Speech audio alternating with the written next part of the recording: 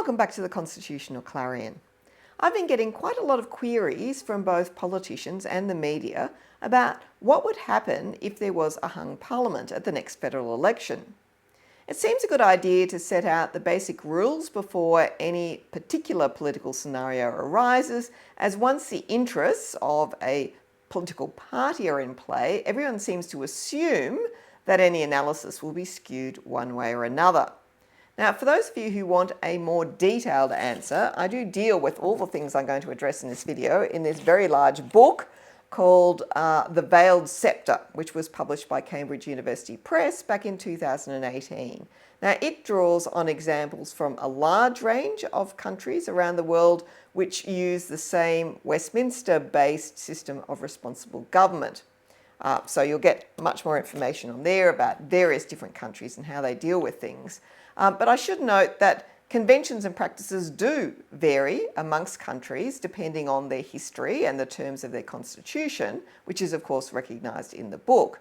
So viewers in different countries may consider that slightly different rules ought to apply from what I'm explaining to you in this video. In this video, I'm really only addressing the issues according to the principles, conventions and practices that apply in Australia. Now, what do I mean by a hung parliament? I mean that at a general election, no single political party or established coalition of parties has won a majority of seats in the lower house of parliament. As a government is ordinarily formed by those who have majority support in the lower house of parliament, uncertainty arises when no party or established coalition of parties has a clear majority. Of course, a government can still function as a minority government without holding a majority of seats, but it needs to be able to command the confidence of the lower house. Now that means that the government must be tolerated by a majority in the lower house in order for it to be able to govern. Now, that toleration is shown by a majority of the House passing the government's budget, also known as the supply bills, so that it has the money necessary to be able to govern. Toleration is also exhibited by supporting the government if someone moves a vote of no confidence against it. If a vote of no confidence in the government is passed, convention, in most cases, requires that the government resigns, and I'll come back to that. A vote of no confidence shows that the government has ceased to command the confidence of the House and therefore no longer has the democratic authority to govern. So what happens on the day after the election if it's apparent that neither side will win a majority of seats? How does one know who commands the confidence of the lower house? The first thing to note is that the election does not wipe the slate clean. It's not the case, as some people believe, that after an election the Governor-General sits down and decides who to call upon to form a government. People will say things like, the Governor-General must call on the leader of the party who wins the most seats, or the Governor-General must call on the leader whose party won the biggest proportion of the vote. Okay, neither of those things is true. The Governor-General cannot fill a vacancy in the office of Prime Minister until there is one. Now that's a critical thing to understand in relation to the formation of government.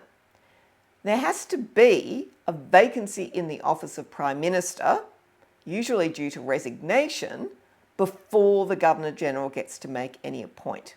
Now, I'm putting aside at the moment the rarer occasions for vacancies occurring, such as the death of the Prime Minister or disqualification under the Constitution or even dismissal by the Governor-General.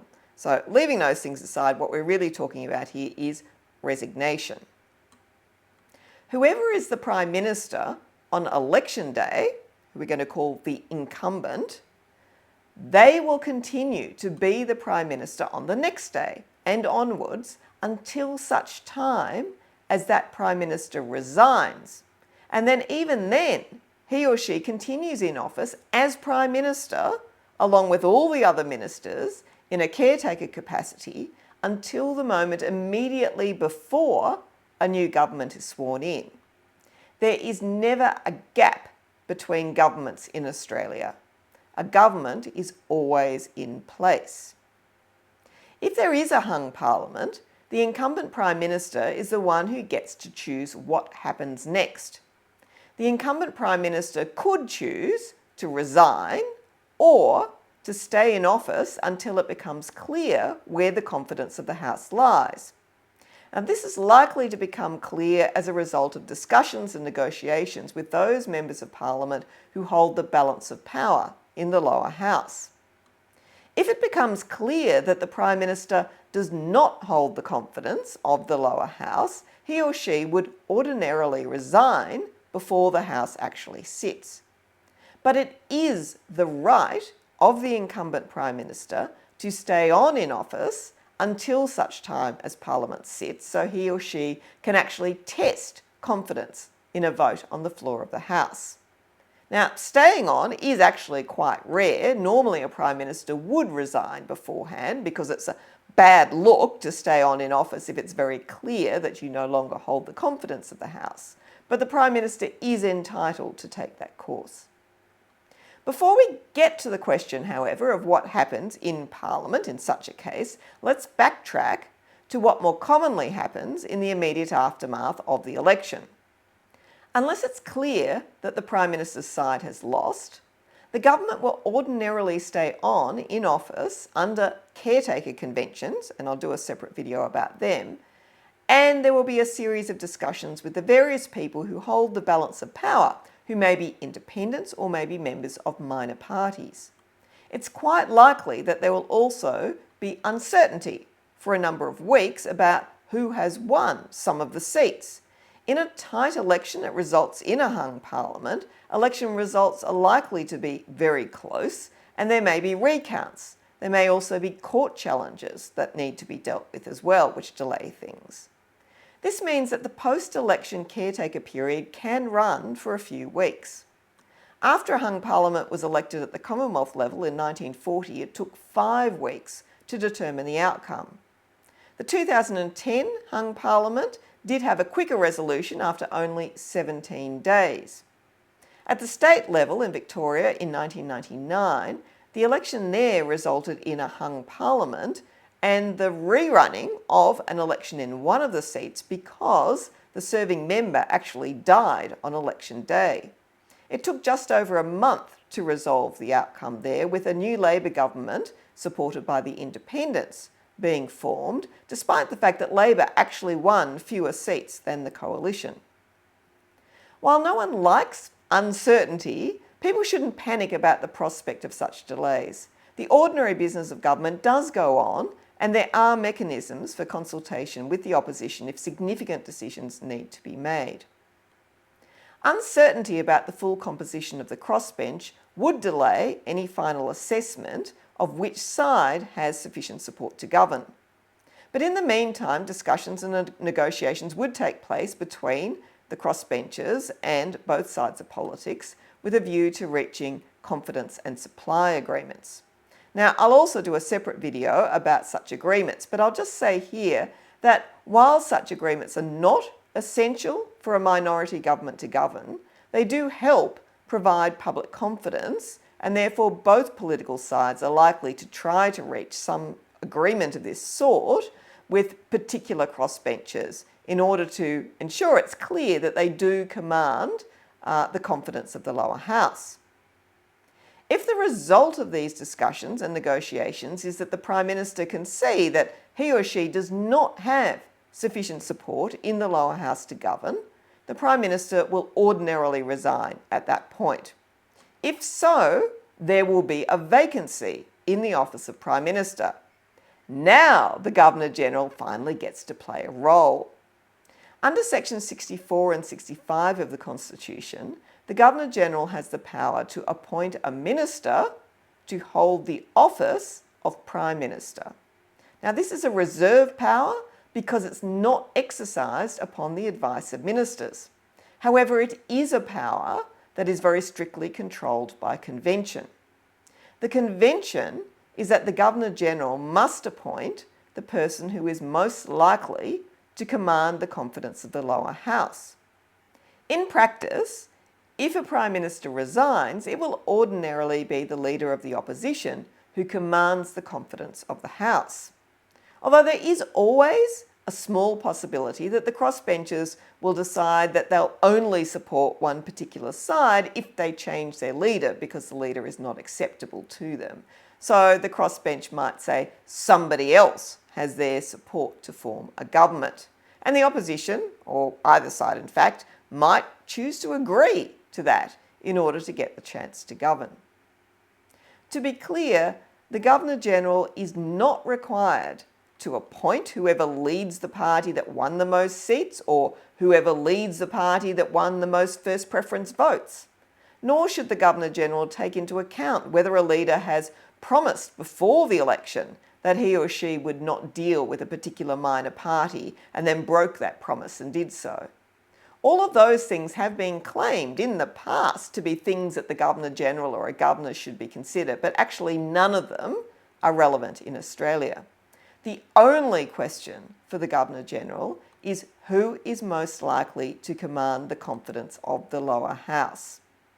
Even if that person leads a party with a smaller number of MPs than another party, that doesn't matter as long as he or she can lead a government with majority support in the lower house on issues of confidence and supply. Once the Governor-General appoints a new Prime Minister, the Prime Minister then advises the Governor-General on who to appoint as other ministers of the government to administer the different departments. These appointments are not exercises of reserve powers because they are done in accordance with ministerial advice. What happens if the negotiations do not give rise to a clear answer about where confidence lies, and the Prime Minister then opts to stay on in office and let the House of Representatives decide upon confidence?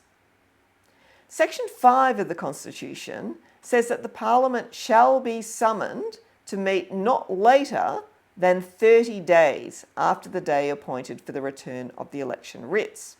Now, this is important because it means that a Prime Minister cannot drag things out by continuing to govern without testing their confidence in Parliament, which indeed is something that does happen in some other countries. Parliament is summoned to sit by the Governor-General under Section 5 of the Constitution. The date is set by proclamation, which is gazetted, and MPs are then notified.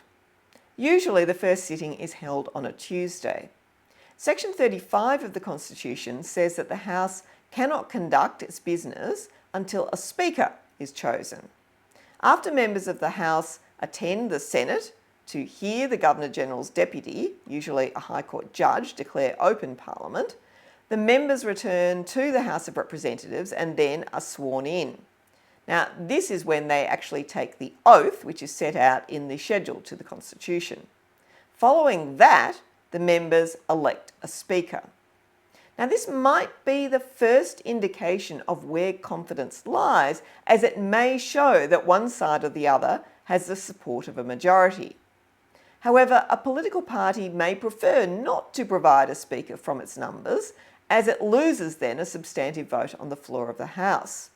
This is because Section 40 of the Constitution says that the Speaker may not vote unless the numbers are equal, in which case the Speaker has the casting vote.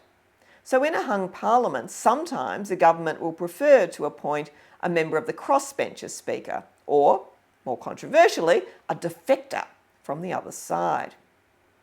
After members then attend the Governor-General's speech in the Senate, the House of Representatives can proceed to business, now that it has a Speaker.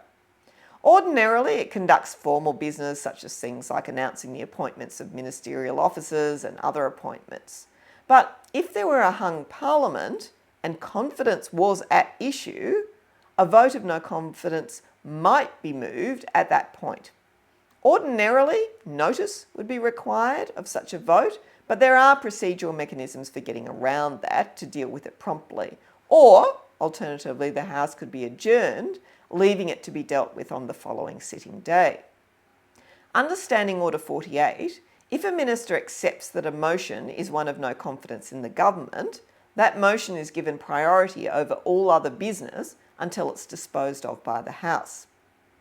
A vote of no confidence in the government does not have to use a particular form of words. It may simply state that the House has no confidence in the government. Alternatively, a constructive vote of no confidence could be passed, which says that the House has no confidence in the government, but that it does have confidence in another person to form a government. Such a motion, while not binding on the Governor-General, provides a very clear indication of where confidence lies, and this would aid the Governor-General to satisfy the convention of appointing whoever commands the confidence of the House. But first, again, remember, there needs to be a vacancy to fill. If a motion of no confidence is passed in the government, then, by convention, the Prime Minister resigns on behalf of the government. If not, the Governor-General would be entitled to exercise the reserved power to dismiss the Prime Minister, which of course includes dismissing the entire government, and then to appoint a new Prime Minister who holds the confidence of the House. An exception may arise, however, if the House is not fully constituted. For example, seats have not yet been filled due to court challenges, or members have been disqualified, or there's a by-election required, or members are absent due to illness. In such a case, the Governor-General may take the view that the Prime Minister should be allowed to remain in office in a caretaker capacity until the House is fully constituted to test more accurately where confidence lies. But once it is clear that the Prime Minister does not command the confidence of a fully constituted House of Representatives, then the Prime Minister must resign or be dismissed. Now, I hope that sets out quite clearly what the basic constitutional rules and conventions are, because it is one of those subjects about which there are a lot of myths, usually myths that are manipulated for self-serving purposes. I'll try to fill in the other gaps about caretaker conventions and confidence and supply agreements in other videos soon. And, as always, I look forward to seeing you then. Goodbye.